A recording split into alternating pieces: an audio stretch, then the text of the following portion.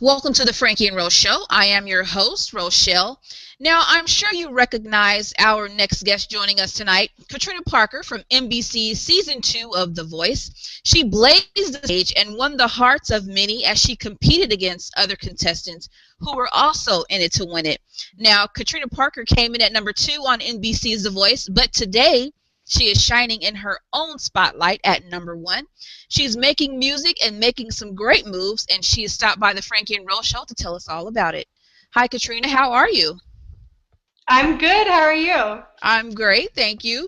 Now, I want to begin tonight about talking about your experience on The Voice. What lessons did you take away from that experience? Wow, so many lessons. It was really a life-changing experience for me. I don't know if that's true for everyone that's on a reality singing competition, but for me, I learned that I'm capable of more than I ever thought I was. Being on the show was so awkward and difficult and uncomfortable for me. Being on any type of, camera in that manner, trying to make music in the reality show artifices was really hard for me, but I did it. And it got easier week after week. And every time I thought I couldn't keep going, I was able to pull through. So I don't know. I think it just taught me that you have to dream a little bigger and that you have to do things that you're afraid of. That's the biggest lesson I took from it. If I don't do things that make me uncomfortable and that I'm a little afraid of, then I'm not doing it right. Now, Katrina, being amongst other contestants on a TV show like The Voice, who are also there to prove that they are the best, what are some things that a person might do to stand out from the rest? I think the biggest thing is just playing to your strengths. I love when people take risks musically. I think that's really important. I think sometimes the producers and maybe even your coach don't know all of your strengths because it's such a limited amount of time.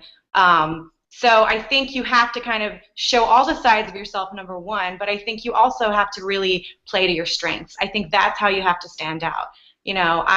One thing I did was I made sure I didn't do any Adele songs because there was the immediate Adele comparison just because I'm plus sized and very pale and have a little soul in my voice.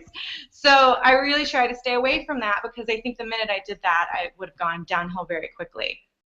Wow. Now, many people talk about the pressures of the music industry today and trying to stay relevant or look a certain way, like you mentioned a minute ago. Is it the same type of scenario when you're competing for a television show?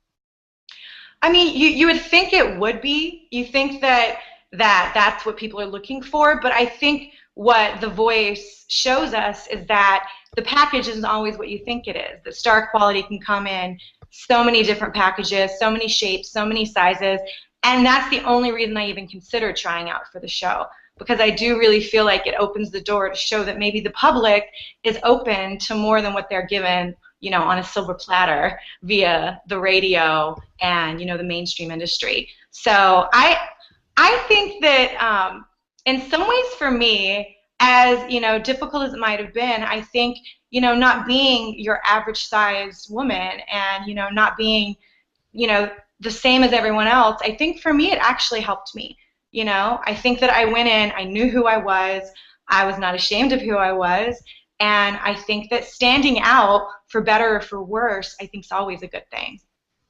Now, as I mentioned earlier, you are writing some of your own music, and I always like to ask musical guests who they are inspired by. Who inspires you to write music? Oh, wow. God, I wake up in the morning and I'm inspired. I'm inspired by the music I grew up with. I mean, these are singers, but, like Billie Holiday and Ella Fitzgerald and Frank Sinatra. I feel like those voices, those are the reasons the best songs were ever written. And that inspires me. I'm really inspired by the work of Irving Berlin. I write nothing like him. I wish. But I'm very inspired by standards, classic music, and my music's completely different. But I think that's when I really fell in love with the idea of crafting a good song. So I'm really inspired by classic music, by standards, by all the really great American songbook. I'm inspired by that. Now, let's talk about some of your current projects. What do you have out right now that your supporters can grab a hold of? Well, right now, we actually have something coming up. I don't think there's any music floating around right now, but we have a single called In and Out of the Dark. It's from the upcoming album, which is due out in September, and it's a pop rock track that I think is going to be really unexpected for people. It's very powerful, it's very strong, and it's kind of badass. So that's the biggest thing coming up musically. Obviously on my YouTube channel, I've done over the last year since The Voice a lot of covers, and I would give those out, monthly to the people that sign up on my mailing list. So the people that sign up on the mailing list can get a cover or two for free. But otherwise, I mean, it's just all amping up and getting this album out in September, it's coming faster than you think. Yes, it is. Now, before we go tonight, we have a lot of young, aspiring artists, musical artists as well, who watch the Franky Ro Show, and they are inspired by a lot of our guests. And we always like to ask our guests if they could say some encouraging words to encourage the people that are aspiring to be the next big thing. What would you say to them? Oh, wow. I would say work hard, work really, really hard. And no matter how difficult it may be, no matter how long it seems to be taking, be patient and don't give up. You never know what's around the corner. And for me, I, never expected the last year of my life would happen. I never expected that things would change so dramatically, so quickly. But I've been doing music for years without a lot of success, and I just kept holding on. And I kept working hard. And then finally this thing happens when you least expect it. So I would just say don't give up, and I would say do the things you're afraid of. That would be my other big advice. If you want to get bigger and better, put yourself in a bigger pot, and you can grow bigger and better. And I think that's really important. Yes, it is. Great advice. Now, if any of our viewers want to learn more about Katrina Parker and the things that she has going on, what are some social networking sites that they can visit?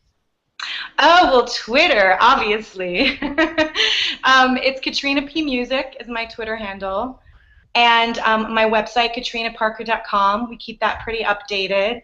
And, of course, the Facebook fan page, which is facebook.com, Katrina Parker, The Voice. So all of those pages I keep updated. I also post entirely too many dog photos. But yeah, I'll try to keep everybody updated. Well, we'd like to thank you so much for joining us tonight right here on the Franky and Ro Show. But before you go, give a shout out to the Franky and Ro Show and all the viewers and supporters tonight. Oh, thank you to the Franky and Ro Show and to all of you watching. It's been such a pleasure. And it's really hot this time of year, so I hope all of you are staying really, really cool.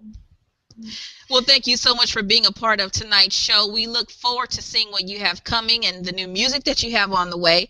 And anytime you want to come down to the Central Valley, well, we don't recommend the summertime, but any other time, any other time you want to come to the Central Valley, you can always stop by and see us here at the studio. We'd love to have you on. Oh, thank you so much. It's so nice to meet you. You too.